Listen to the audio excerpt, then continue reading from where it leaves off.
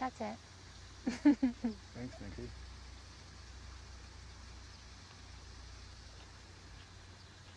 Keep. Go ahead. Things were really hard at first. I felt really backed into a corner, almost hopeless here. Like, everything was just so difficult, like with the whole, America putting me up for replacement. And I feel like a lot of people were placing blame on me for what's going on with the barn.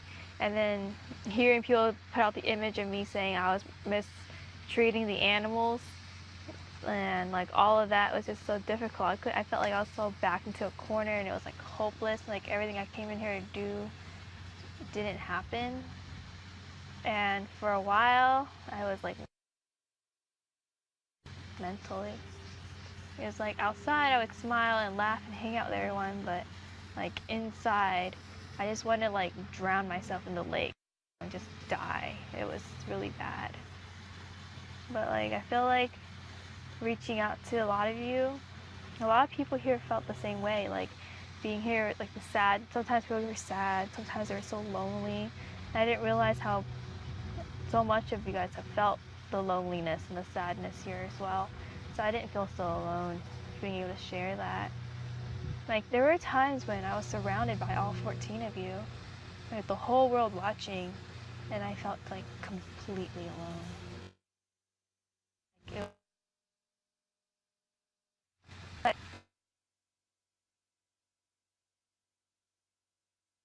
And support each other, and that's the only way to make it through this. So, this is a safe place. There's no judgment here, and I try to be as loving and positive and extend that to everyone here and really connect with you guys. I don't want this to be something that we do just for a year. Outside of this, I want us all to be like a family for way past these gates. And, that's my idea of a utopia. And like what Nikki said, I want to be able to build something that's so amazing here that even after this is over, we don't want to leave. That's true. Yeah. I guess outside of here, I'm a huge perfectionist and a control freak, and it's really given me huge anxiety to let go of the things I can't control here. Some days it's really bad. Other days it's not so much because I just decide to go crazy and write operas. And also too, and I think that's why yesterday shook me up so much, because you can't control what people say or think about you, and that's so difficult for me to accept. It's not even that people don't like me, but I just want to control them not liking me. You know what I'm saying? Like, I want to control what you say bad about me. You can't do that. And also too, as shocking as it is, I stress out a lot about fitting in, and not just here, but outside of here. I mean, I have dreams. Geez, I'm sorry. I'm a really sensitive person. I have dreams now, and my dreams are like, I don't dream about home anymore because I think my mind's almost cut that off.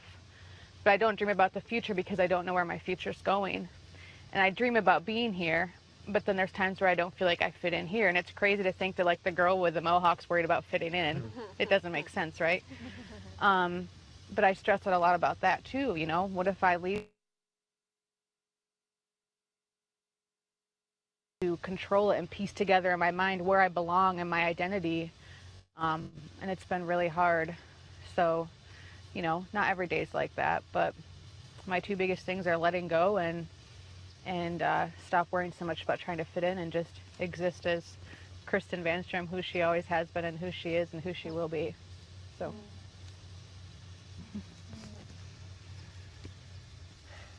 I found that since day one, I've been falling into this same pattern, regardless of what happens here, good days, bad days, that I wake up in the morning feeling so good and so energetic and really positive and really grateful to be here and really connected to everybody.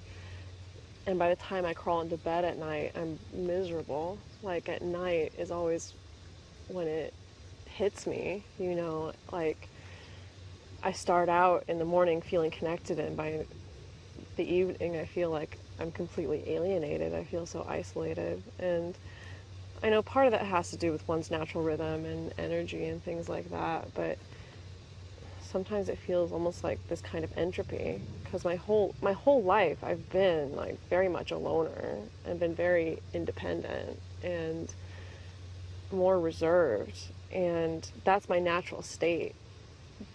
But I knew coming in here that's something that I didn't want to have happen. You know, I wanted to connect to people. I wanted to push myself to connect with people. And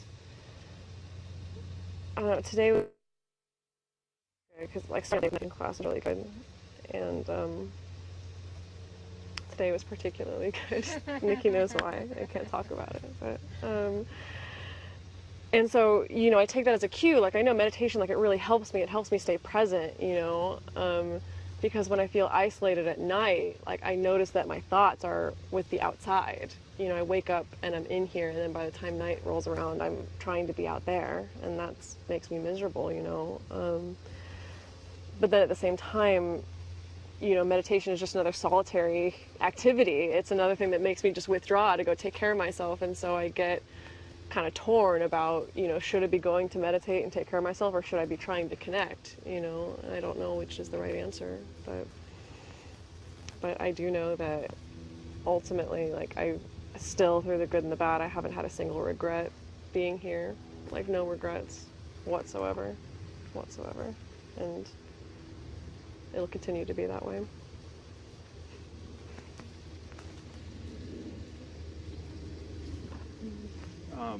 The reason I wanted to do this was some people most people I trust in here, you know, some people I don't. But for me, I'm not a spiritual person to begin with, and I feel like if I open up a little bit, maybe find some common ground with some people, you know, maybe we can relate through our struggles, through our successes. And then through that, our bond can become stronger, and then maybe make this more enjoyable, and want to be around each other, you know, on a deeper level. Because I realize the only way that I'm going to make it through this is with you guys. I need help, you know. I need you guys. And you know, I've had a hard time the last couple of weeks just with, you know, wondering what my daughter's doing. She's her freshman year. She's in a college in Boston, and all alone. I mean, she's got her teammates. I'm sure she's okay. You know, she's got a good family, my family. Her family's great. But still, a dad not knowing where her daughter's at and what's going on, and I can't do anything for her, makes me feel pretty helpless, you know. But I've got to trust in the universe, trust in, you know, I'm not a big religious person, but trust in a God, a universe, something that I do believe in. That she's going to be taken care of. She always has been. I've always been taken care of, you know. I'm trying not to, you know, operate on fear, you know, fear from not having enough food, fear from being alone, and because I've always been taken care of, you know. I've always had money. I've always had clothes to wear. I've never been homeless. I'm going to be okay. I mean, the part that's been hard for me is just keeping my mind inside here and on myself instead of outside, what's going on out there. And over time, I've been able to do that.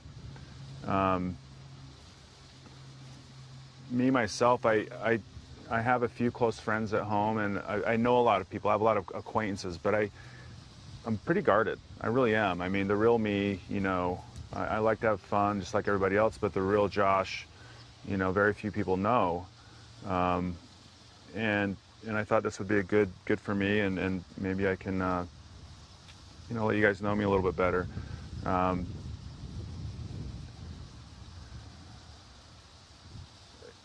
think that, you know, I just think that through our struggles that we can, you know, relate. You know, this is tough. This is really tough for all of us, and we're probably all going to need counseling after this, you know. So let's start right now, you know. I don't think anybody in here is qualified to do that, but, you know, I don't imagine. I knew the work would be hard. I never thought about the the psychological part. You know, I knew I would miss things. I knew I would struggle with, you know, being alone, and I've never felt more alone in my life.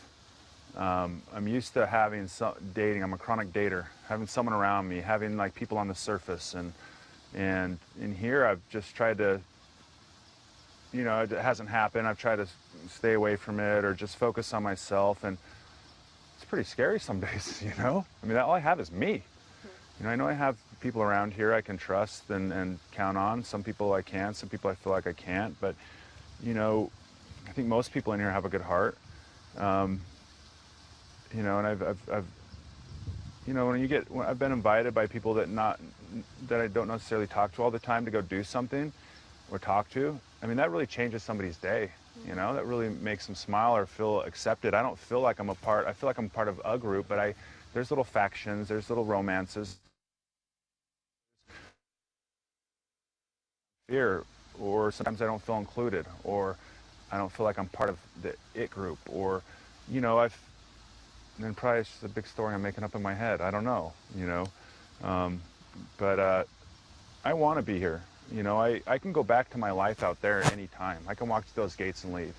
I came here to create a utopia I feel safe in, that has harmony, that people are working together for the good of a common goal, you know, whatever that looks like, and no judgment. And it's a great opportunity, and it's hard. It's the hardest thing I've ever done, and I've been through a lot, just like everybody else here, I'm sure.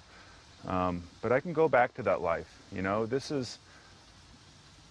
nobody's dying in here, you know, we're not curing cancer, we're just creating a community. It sounds so simple, but it's so complex. And I want to be a part of it. You know, I can go back, like I said, to that life. It's waiting for me. I'll walk into the bars at home, it'll be the same people sitting there. It'll be the same things going on, and I'll probably miss being here. And I want to create, just like some other people have said, a place that I don't want to leave. I know that sounds crazy, but I think it can happen. And we really need each other. We really do, and I've realized that. And I'm not one to say that. I'm an alpha male, you know, I'm 6'6". I usually keep people away from me. And for me to say this, I'm sure my family's like rolling their eyes, or just like, what's wrong with that guy? That's not Josh, it looks like him. But I need you guys, I really do. And I need a hug. I need a pat on the back. I need a scratch, I need a smile. You know, I didn't realize I would miss those things, you know, and I miss my mom's hugs. And when she used to hug me and kiss me, I'm like, Mom, get away, Mom. And I miss those things. And I need that stuff, the intimacy, the affection. Doesn't mean sex, just being close to people, you know? I'm glad you guys are here. I love y'all. That's all I got.